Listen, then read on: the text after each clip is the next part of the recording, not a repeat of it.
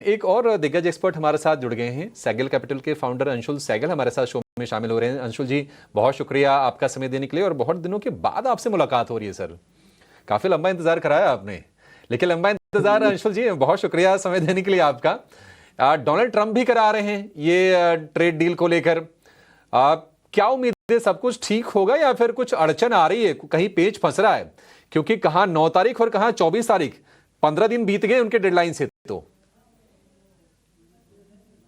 इसमें क्या है ना, good afternoon, always a pleasure, thank you for having me.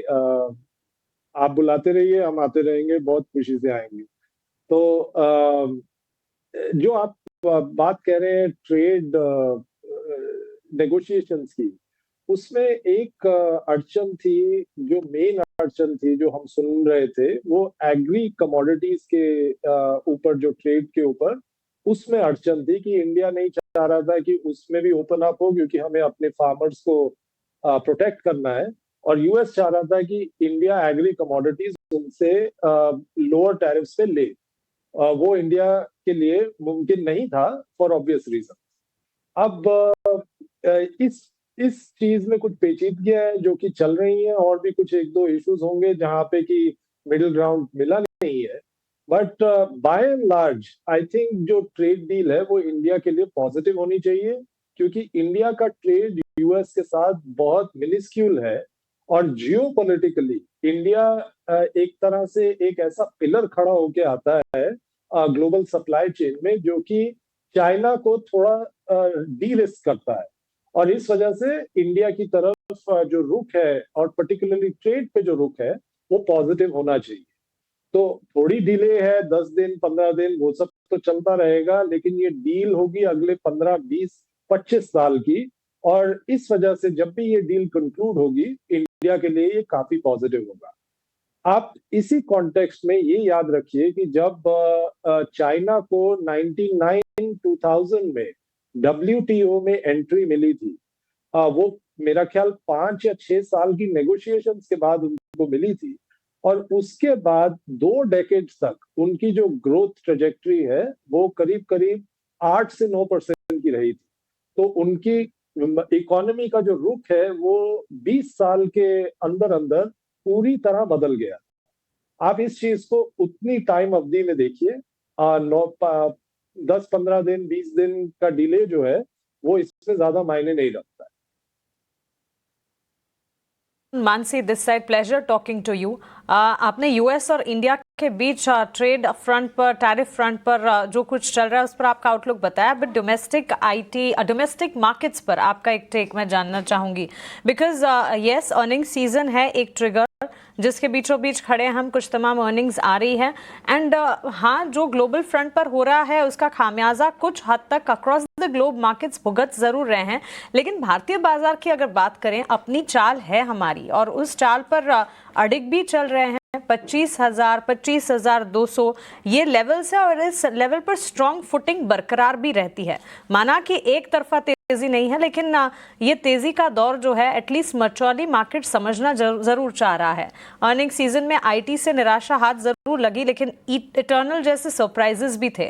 What do you think next factor, broader sentiment earnings के लिहाज से, और डोमेस्टिक का मार्केट का पिक्चर आपको कैसा नजर आता है? Mansi, good afternoon, always a pleasure.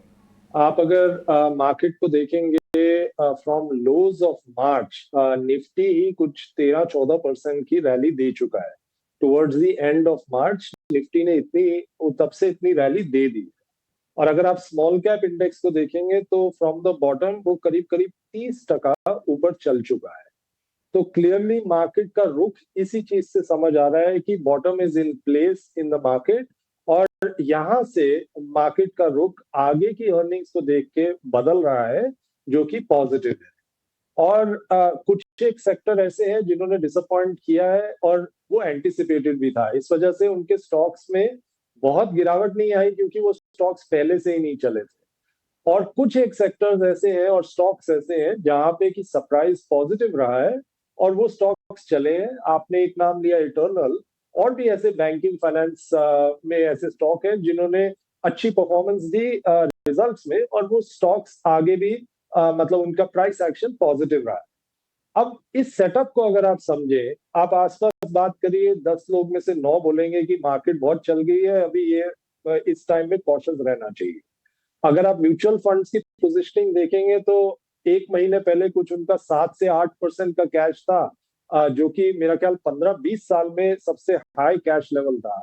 और आज की डेट में वो कुछ 5 या 6% का कैश उन म्यूचुअल फंड्स के पास रह गया है, विच मीन्स कि उन्होंने डिप्लॉयमेंट स्टार्ट कर दी है।